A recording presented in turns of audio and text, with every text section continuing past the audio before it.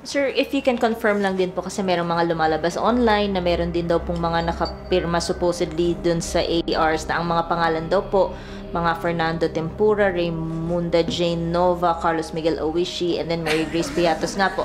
Baka lang po, you could confirm po if may mga nakita po kayo na mga ganong pangalan.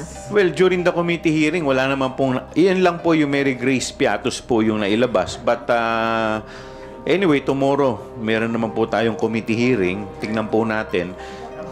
Ang mga na-highlight po kasi doon, on top doon sa sinabi ko pa, yung mga stroke po, parang bagamat iba-iba yung pangalan, pero yung stroke kung paano pinirmahan ito, isa lang.